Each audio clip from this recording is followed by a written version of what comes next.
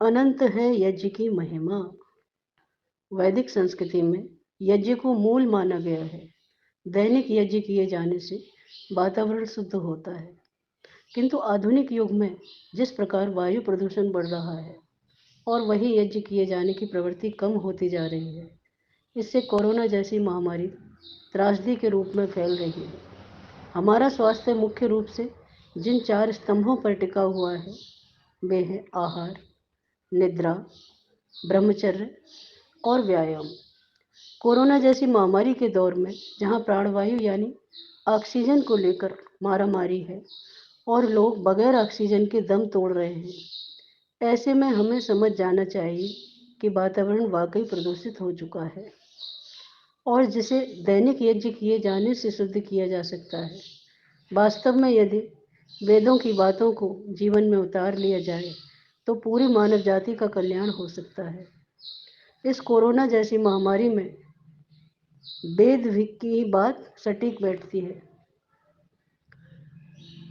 उदाहरण के तौर पर काढ़ा जैसी अचूक दवा आयुर्वेद की ही देन है और इस काढ़े से कोरोना संक्रमित रोगियों को अच्छा लाभ मिलता है।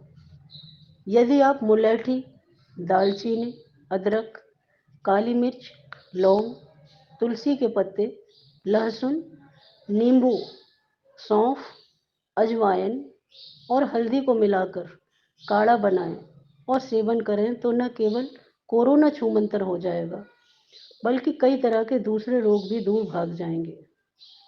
इसके साथ ही पेट साफ करने के लिए त्रिफला चूर्ण जरूर लें और साथ ही बदहजमी पैदा करने वाले पदार्थ जैसे मांस है, अंडा है, शराब है, गुटखा है, बीड़ी, सिगरेट व तंबाकू इत्यादि से हमेशा दूर रहें। हमारी वैदिक संस्कृति में यज्ञ की महत्ता को बहुत ही उत्तम तरीके से बताया गया है। जानिए क्या है अग्निहोत्र, यज्ञ से लाभ, आइए हम सब यहाँ करें। पहला है अग्निहोत्र। यज्ञ से वायु, वृष्टि, जल की शुद्धि होकर वृष्टि द्वारा संसार को सुख प्राप्त होना, अभीष्ट वायु का श्वास, स्पर्श, खान पान से आरोग्य, बुद्धि बल पराक्रम बढ़ाकर धर्म अर्थ काम और मोक्ष का अनुष्ठान पूरा होता है। इसीलिए इसको देवयज्ञ कहते हैं।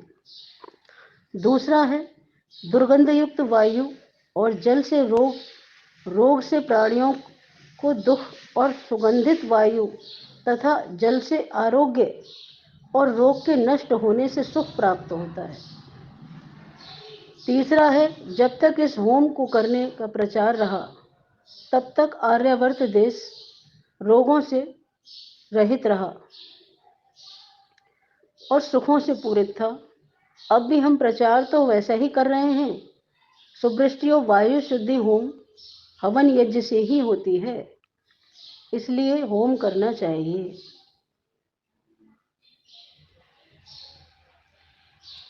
जहाँ होम यानी यज्ञ होता है वहां से दूर देश में स्थित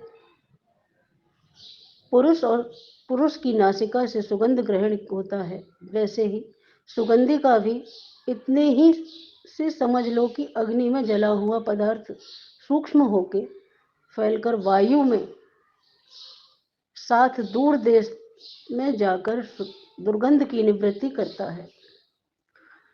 पुष्प इत्यादि की सुगंध का वह सामर्थ्य नहीं है कि गृहस्थ वायु को निकालकर शुद्ध वायु का प्रवेश करा सके, क्योंकि उसमें भेदक शक्ति नहीं है।